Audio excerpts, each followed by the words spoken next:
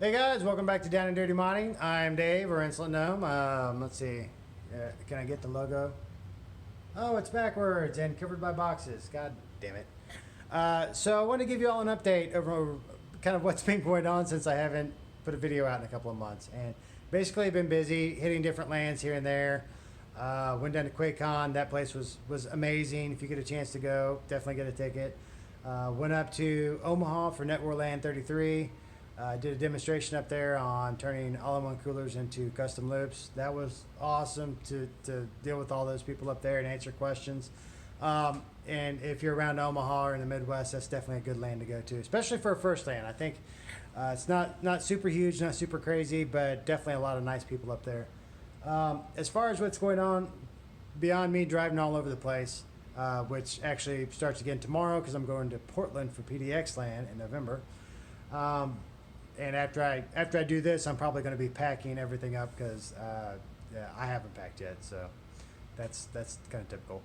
But other than me driving around everywhere, I kind of wanted to give an update over what's going on with the channel because I have been just doing all sorts of different things, working on a new personal rig for myself, learning how to do fiberglass, painting this table over again.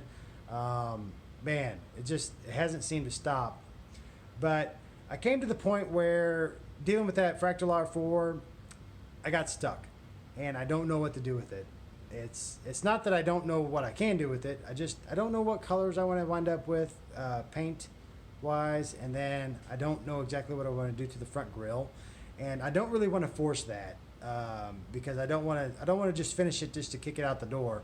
I want it to be something that I like how the end result is. So rather than trying to force on it, I'm going to set it to the side and work on some other cases. And the idea behind these other cases is to pick like a sub $80 case, make builds that are hardware agnostic, where it doesn't matter what hardware you're going to put in there.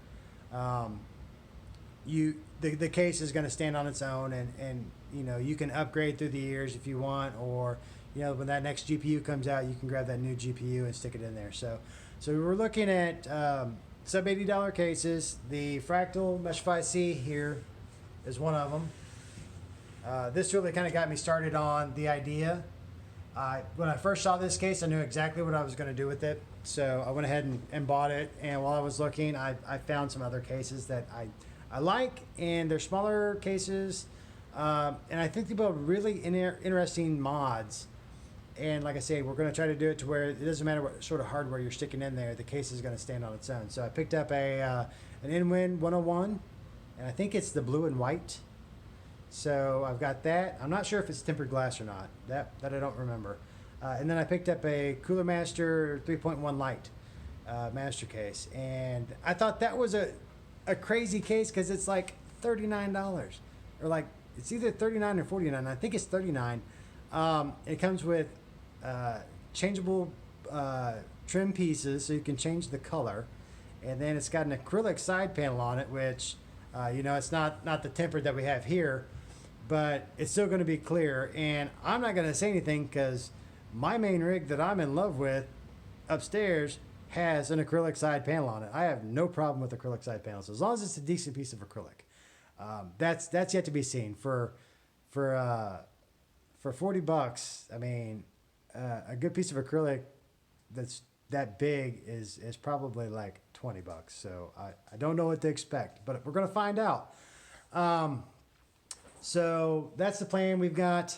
We're going to do a build using our Ryzen 1700X that I've got from another build that I did.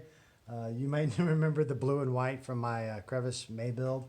That's where I got the Ryzen chip from, the RAM, and the Predator M.2 drive. And we're sticking them on an MSI B350 Bazooka motherboard just because it's black and white and doesn't have all blingy red lights and is really late, you know, it's toned down. So it's going to work good in these systems where you don't want the hardware to kind of overwhelm everything. Let's see, what else have we got?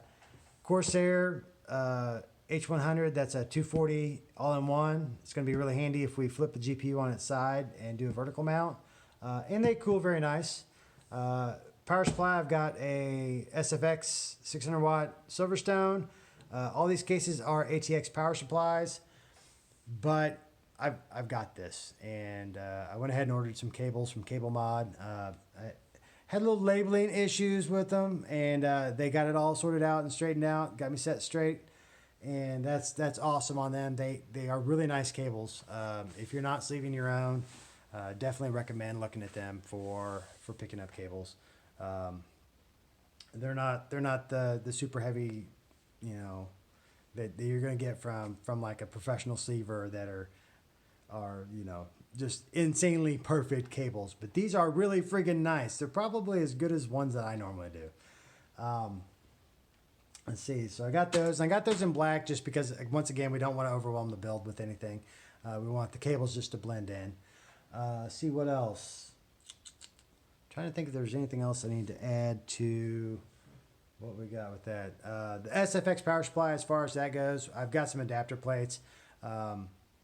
You can go either way with these things, but now that they're starting to push like 600 and 700 watts, there's really no reason not to use them in a build if you want. You know, back when they were 450 watt units, they were pushing it for a gaming system, but now they're actually pretty nice. So let's see. Beyond that, we are gonna have to figure out a GPU. We do have a couple laying around, but that has a very definite look that I'm going for that requires a very definite GPU. So I'm hopefully going to be able to talk to somebody this weekend about getting one. I don't know how that's going to work.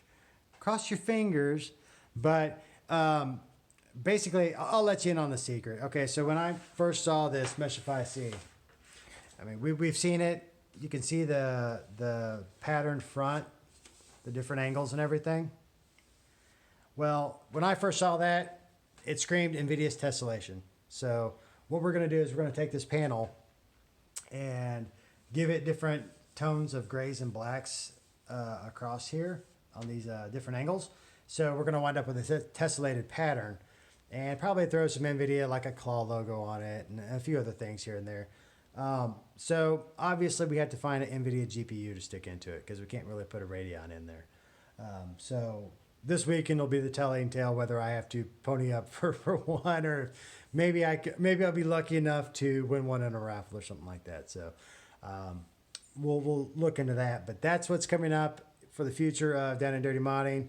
Hopefully I'll be back next week, and then I can start working on getting this front panel figured out and showing you all how to paint your own. So beyond that, that's all I got. Talk to y'all later. Have a good one. Go ahead and mod something.